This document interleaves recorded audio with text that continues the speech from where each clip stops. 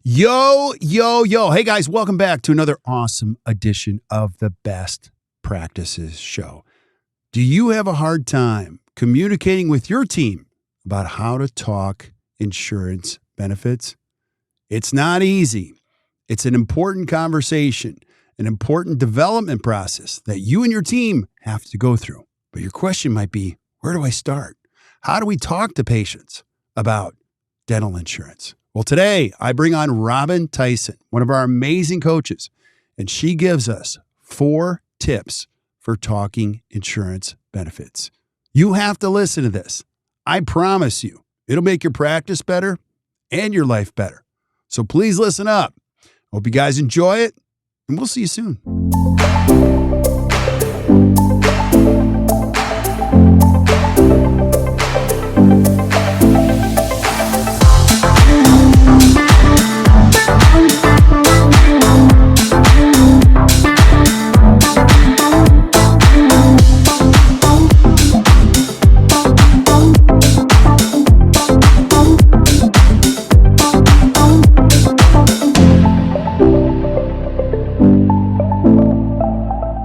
Hey guys, welcome back to the Best Practices Show podcast.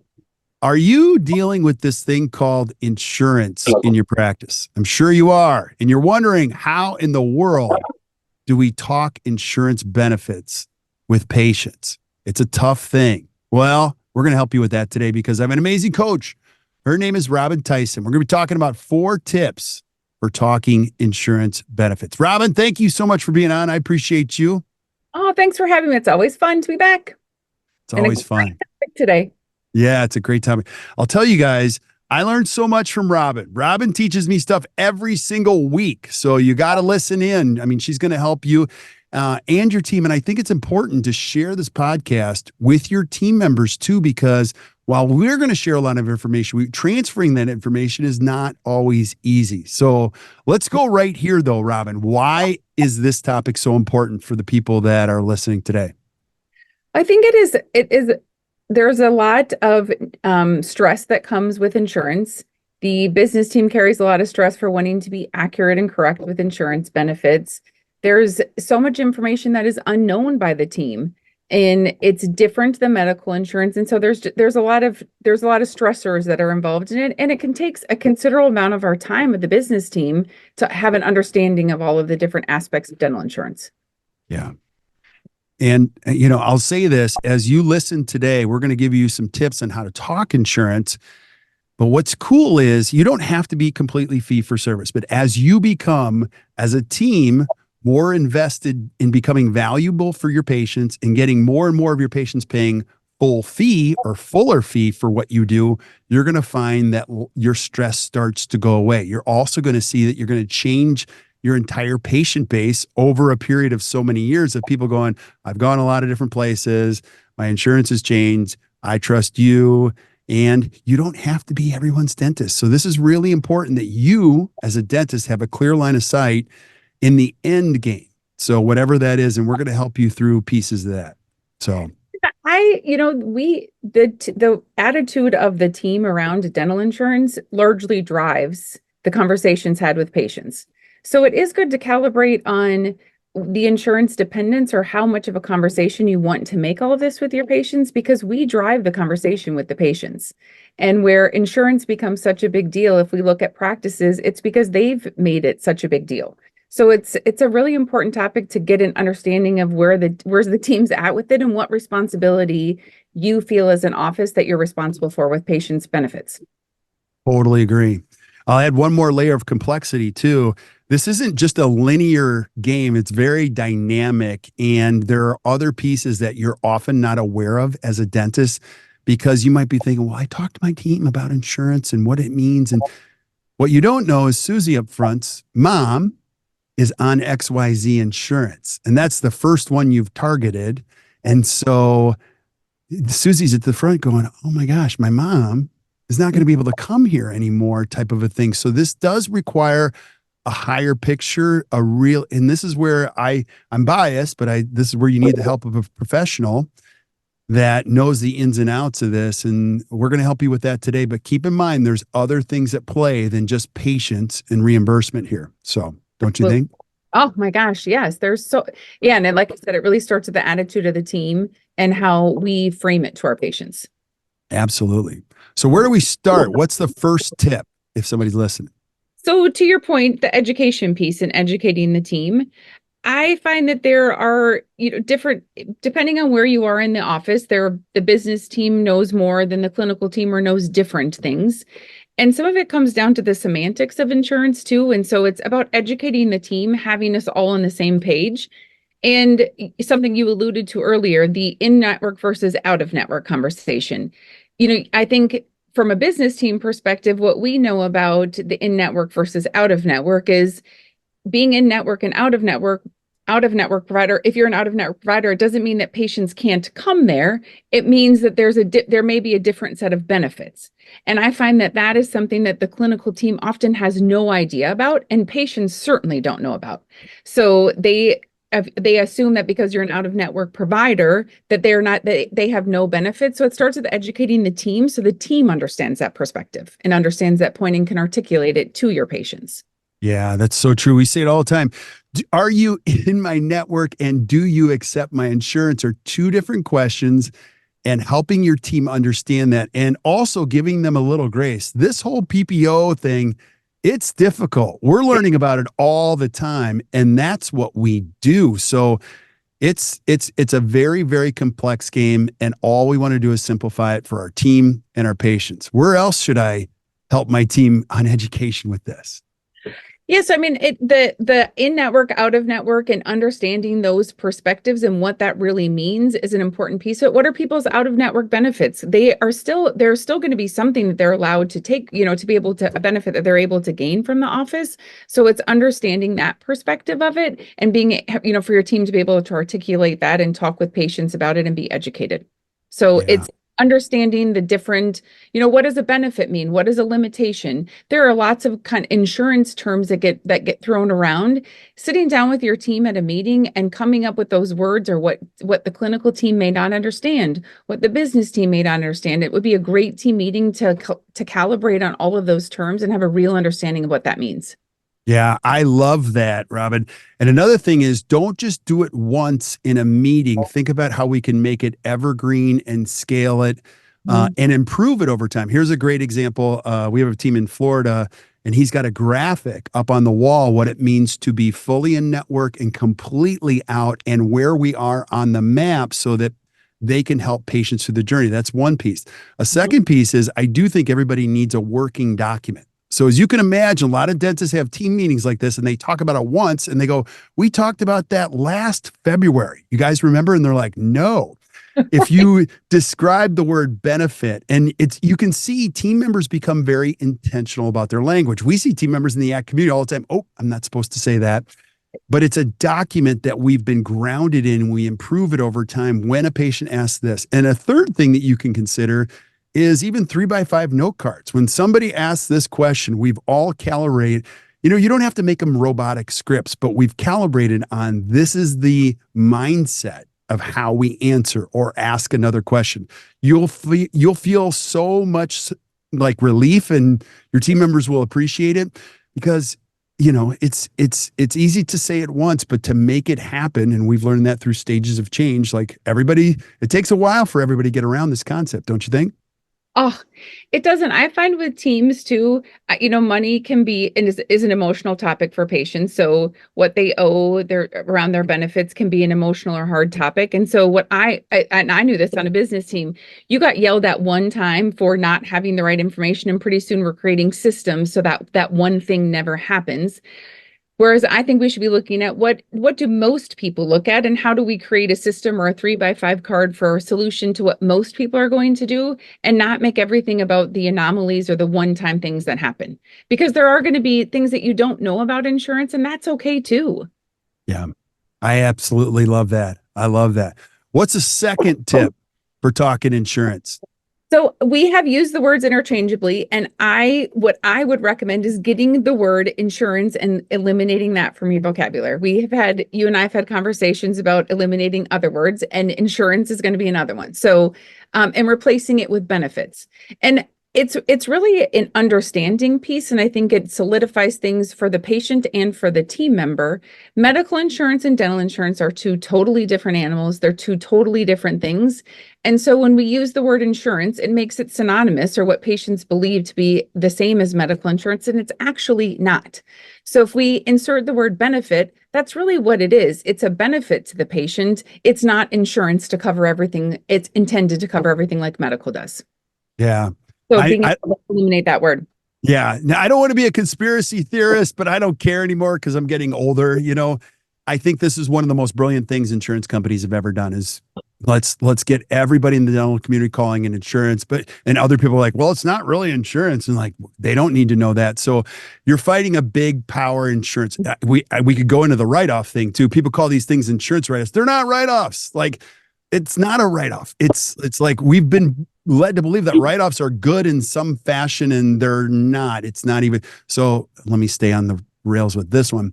I think it's really important. Language matters. And when you practice language, you're going to see its effect. It's very intentional. So dental benefits, and you will be blown away by how effective that is. I think anybody listening to this podcast would know language matters. And when you have an amazing team that really works hard on verbal skills, you can see its impact on creating value for human beings that come to your practice. So. Yeah. And, using analogies too with patients, I'm sure you've heard this too, is that, it's in a coupon book, right? So that's really what insurance is it's intended to help you with some procedures. It's not intended to be the thing that takes care of all the costs associated. So being able to language matters, using analogies and things that patients can understand. Yeah, absolutely. And then maximizing these benefits that you have is really important. And really, I think one of the key pieces here is not just throwing the word insurance out, but removing that with the mindset of I'm the advocate for the patient. So like, we're going to remove that word and we're going to insert the word benefits. But I want you to know, I'm going to be shoulder to shoulder with you. I'm going to fight for every dollar that you are allowed in this possible process. Am I thinking the right way here? Absolutely. And to your point of the having a document, or, we have the say this, not that. This is a great piece to add into this, with the maximizing your dental benefits. What are the different ways that we can talk about this? What are the words that we're going to use to replace the word insurance, and how are we going to talk to patients about it? So it's a great training tool for your team and for the team members that may join you along the way, so you can solidify how we view benefits and how we're going to talk about it with our patients. Yeah. So we'll put that in the link. If you're listening to the podcast, just go down to the show notes and you can download that right away. That is one of the largest downloads we've ever had. And here's what it is. It's what people typically say. We give you a column of what you might want to say that's an improvement on your verbal skills. And then we also leave a column for you to put your own vocabulary on it. It's super easy, you guys. Just download it. It's a big download, but you can start to work on it. And if you come up with your own language, you'll see its impact. So that's awesome. What is tip number 3, Robin? Tip number 3 is yes is always the right answer. So when speaking about benefits, one thing that I like to tell teams is tell them what you can do, not what you can't. And so I hear so many conversations start with, do you take MetLife insurance? Unfortunately, we're an out-of-network provider. And so it becomes this negative conversation from the very beginning, when really the answer is, yes, we do take MetLife insurance. We have many patients who have it. They're really happy with the coverage. If you have a minute, I'd be happy to share with you what that looks like for you, so that I want to tell them what we can do. We're going to maximize the benefits. We do take this. We're going to send it into insurance. The unfortunately piece should be eliminated. Yeah, absolutely. And you don't want to mislead the patient. That's not what we're saying. But you can say, yes, you can use it here in some fashion. It works a little differently. I'm going to walk you through that. And I don't think we talked about this, but like one of my favorite things, you guys, if you keep showing up at the podcast, you can get little nuggets. We have a lot of people in the ACT Dental community that use the word unrestricted provider. And so they'll say that to patient, Mrs. Jones, I want to let you know we're an unrestricted provider. You can use your insurance here. Now, it works a little bit differently. We won't accept it as full payment. It may cover a portion. It may cover some. It may cover none. But I want you to know that you're coming to an amazing office, and we're going to help you every step of the way. And that still may be too vague for patients, but here's the point. Make sure they hear yes in some fashion, because no stops everything. It stops curiosity. You might as well just here again. You're the smart one, Robin. I just like to have a little fun because I've listened to this one. If your team members, and I'm having fun with you, team members, if you're listening, is like, you don't take Aetna or MetLife, and you say, well, we don't take that. You might as well just say, if they ask you, just go no and hang up right away, because you're going to get to the same result. That's all patients will hear, so. And you say unrestricted. The other word that I like to use is independent.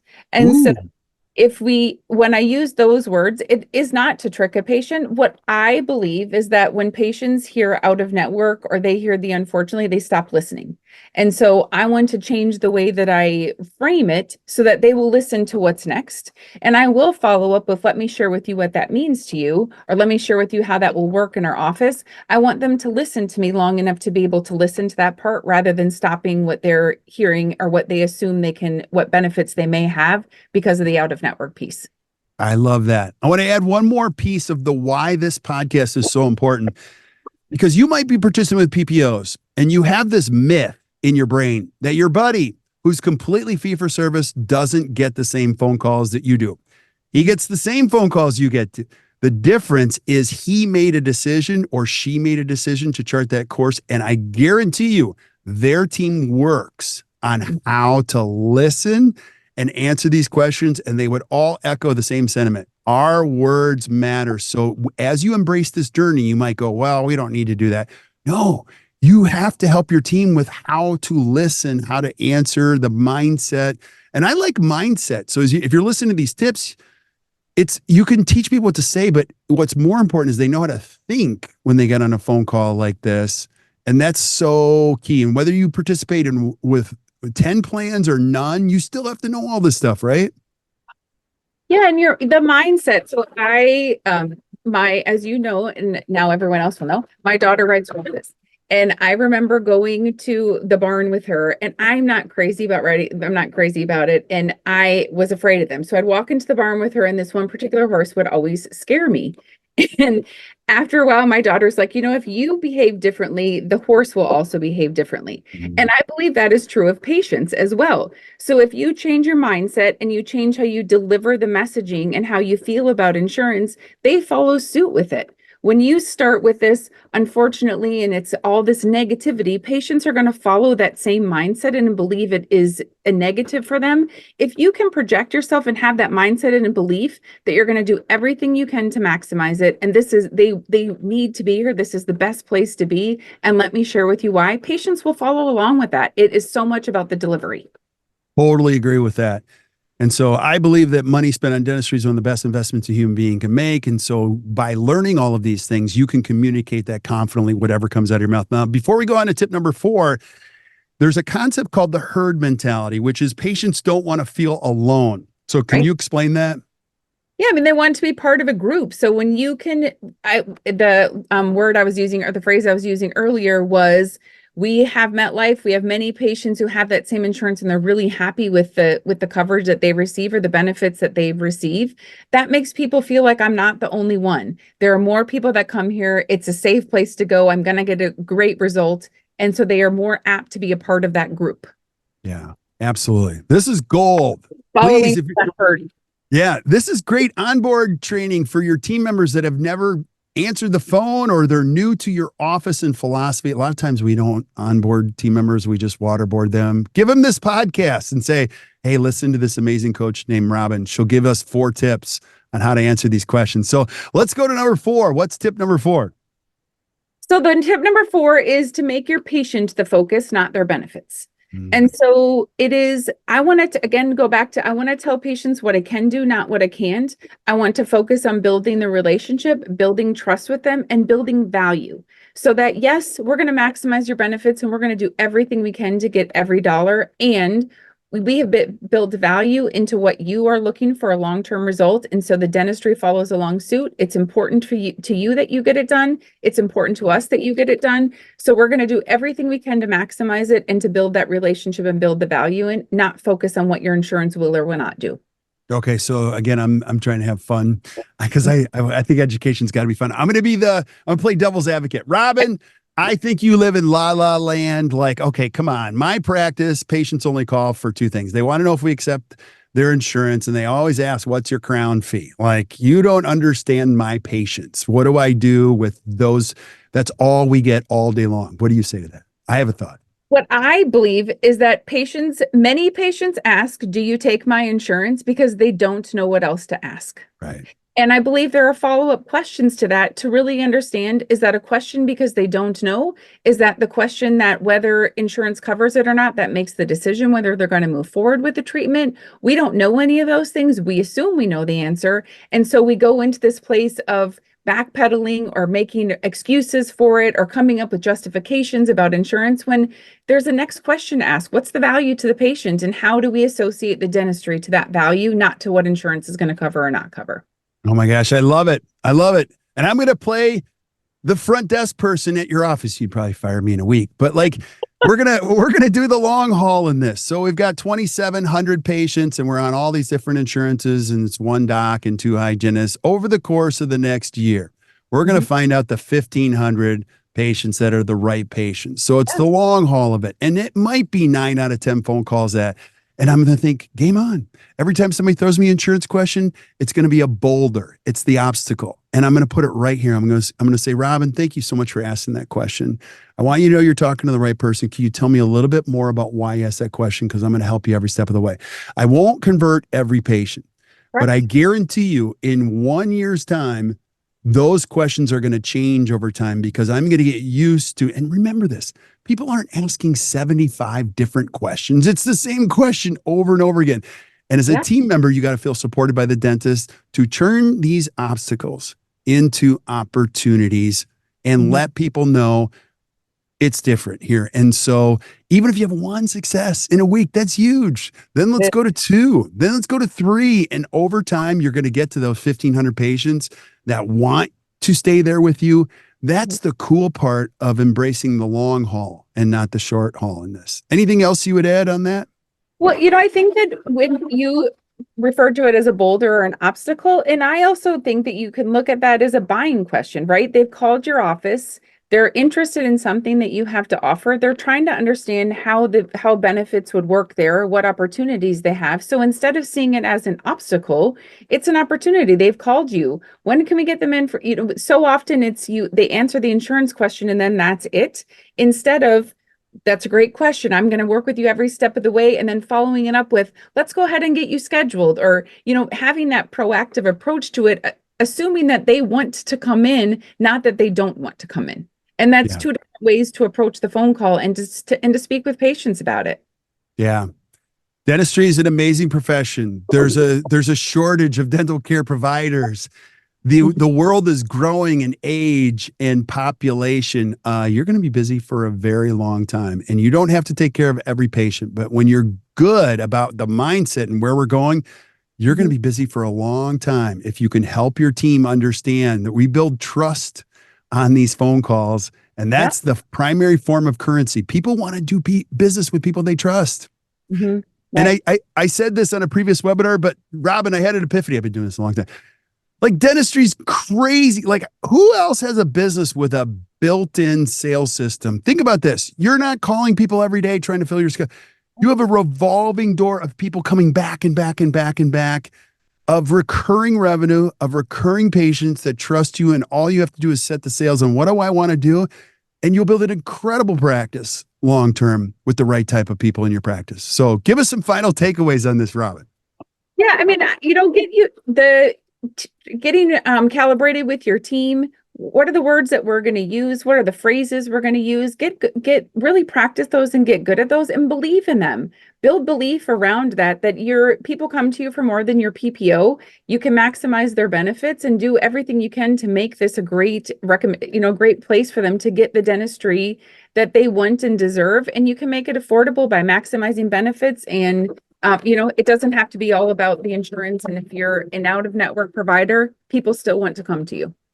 Totally agree. And, we use the word insurance friendly. You may not accept any insurance at all, but you still want to be insurance friendly. And I'm going to go back to the PPO thing too. That is an important mindset, because as you change the mindset of the people that come to your office, they're going to see more value in the appointment. If you only have people that are asking about PPOs and we're responding to PPOs, you're building a huge patient base of people coming to you for two reasons. You're cheap and you're easy to get to. And so by changing your language and changing how you think, you're going to change your days. So anything else you would add, Robin? That covers it. I mean, there's a lot of training involved in getting good at using the words and getting good in the belief of the words that are behind them and getting the team all on the same page. Absolutely. And celebrate the insurance. Hey, I got some good news about your benefits. Here's what they will cover, type of a thing. And we're going to celebrate that. So yeah, lead with that piece of the great news is here's what insurance will cover, leaving your patient portion of this. Like lead with what you can do, not what you can't. Yeah. So good. Robin, thank you so much. Now, we also have another download. It's called 4 Tips for Talking Dental Insurance. You'll be able to see that in the show notes. Our goal with this podcast is just to be super helpful. I love it when a team or a dentist or anybody's like, hey, I just did a couple things, man, and that worked. So I want you to know we're here to help you. And if you're stuck and you're like, you don't understand my situation, we have a full-time therapist on our team. Her name is Gina. She's incredible. I actually share things with her I don't think I've ever shared with another human being. She's a great listener. She'll be able to help you. And her email is Gina, Gina at actdental.com. You can reach out to her. I'll also put those in the show notes. And we're also going to be, stay tuned, because we're going to be talking a lot of different things in the podcast. You're going to see we have an amazing lineup. We're going to be talking about mastering the handoff and all of the steps and the systems and one move that'll have major impact. So make sure you keep tuning in. And that's good stuff. So, Robin, thank you again. I appreciate you so much. Thank you. Yeah, awesome. Well, stick around while we say goodbye to everybody else. But thank you guys for listening to the Best Practices Show. Last year was a record year number of downloads. I don't know how it's working. I don't know why it works. I don't know anything other than I freaking love doing it. And we love taking the suggestions, not only of our community, but people that are listening say, hey, can you talk about this? So keep sending us stuff that you want to see, and we're going to keep bringing it. And until we see you guys next time, or you hear from us next time, keep watching or keep listening to the Best Practices Show. You guys enjoy your day.